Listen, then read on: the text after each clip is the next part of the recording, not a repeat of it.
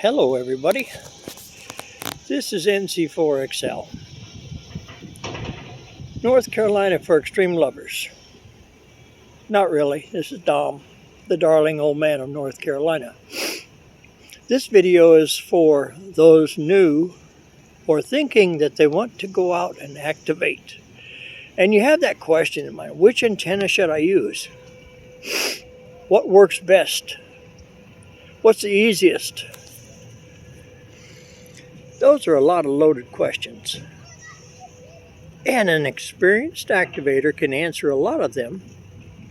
So I've got a little over 60 some activations, so I'm getting a little bit of experience.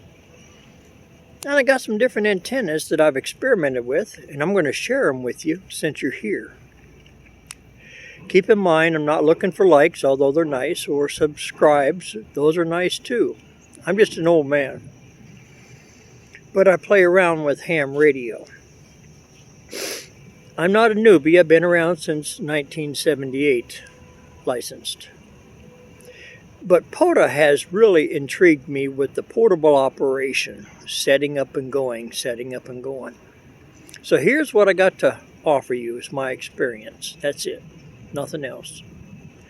I'm not getting anything from anybody for this except the gratification that maybe, just maybe, I might be helping somebody. I started out with the convenience of the Wolf River coil because I've seen it on Facebook. A lot of questions people kept asking, so I looked into it more and found that it met my need. I could set it up, it'd come complete, it didn't require me to throw it up in a tree, and people talked good about it. So that really helped a lot. So in my experience, I spent a little bit more money, bought the whip, extra whip, the 213, over the standard whip. I'm going to rate this one, I'll tell you right up front, rate it as a 9. The 102-inch whip is the only downfall that I really seen with it. If you want to spend a little bit more money for the wider base legs, it's a great investment, but you probably could make them less expensive, except it's convenience to have them when you get it. The 213-inch whip works great, except if you're going to do dual collars. That's 2 collars. I did that and had to lower the 213 whip down 2 sections into the bottom section in order to get my flat SWRs on 20 and 40, my primary bands. With the 102-inch whip, I didn't have to do that. But I'm disabled, and back and forth switching bands gets to be annoying, so I got lazy and wanted to try something else. Remember, I rate this as a 9. It's a great antenna. Footprint is small, easy setup, 20-25 minutes. After you get to putting it up in your yard, your backyard, your neighbor's yard, somewhere, but practice with it, it gets much faster. The radios you need, the 3 33-foot radios that come with it are just enough, but if you increase that to 6, and some people say 9 and some people say 12, those are all preferences. You choose what works for you with an analyzer. So I moved up to the Chameleon. I got the SS17. Great for 20 meters, 6 meters, 10 meters. But I wanted more than just a stick in the air. I'm going to rate this one again, I'll tell you in advance, as a 9. I put the counterposes on. I increased that from 1 counterpose to 3 counterposes to help in the SWR. That's all. Then I moved up to the Chameleon TDL, the Tactical Delta Loop, an awesome low to the ground antenna covering all the bands. You got to use a tuner. Be right up front. You have to use a tuner. Very easy to set up. 20-25 minutes, you're done, you're on the air, and the more you do it, the faster it gets. I'm experimenting with it, and that's subject to come, where I'm going to raise it up off the ground 4 feet to 5 feet.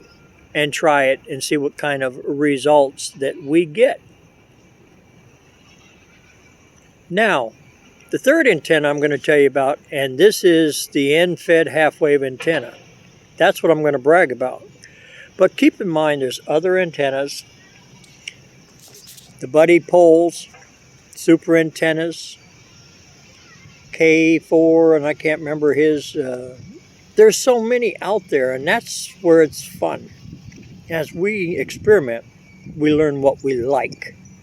Not necessarily what works the best, but when you can get what works the best for you and you like it at the same time, you've got a home run. That's the one you stick with if you can. So I got a home run. I have a lot of money invested in two other antennas, but I have less money invested in this third one. It's the Vibroplex. Again, I get nothing from them. It's 10 through 40. I didn't get the 80 meter one. I don't have to use a tuner with it. And I had to learn to airborne it.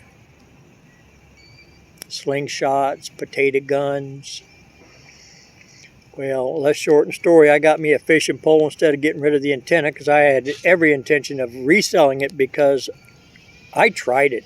And the next day I ordered it. I tried that antenna with Mike, KN4XP.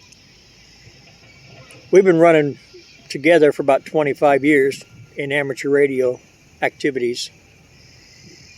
And he cheated on me and told me he needed me to come along and help him on an activation. What he did is he teased me with that antenna because when we got through that day, we didn't know what we were going to get.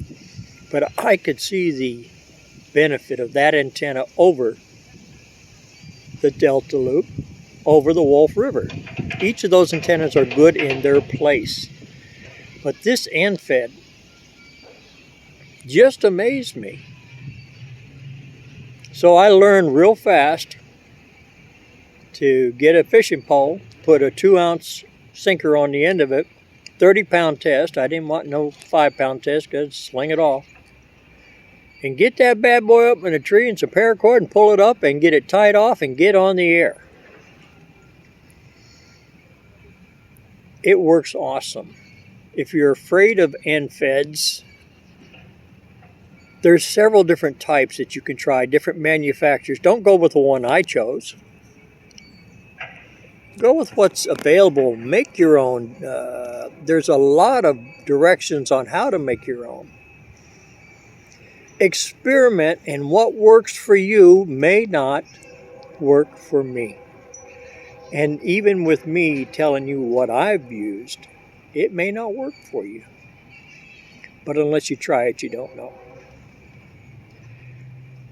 Reason I share this is you're going to go to parks that don't want you to put stuff in the tree. They don't want you to put things in the ground, spikes and so forth.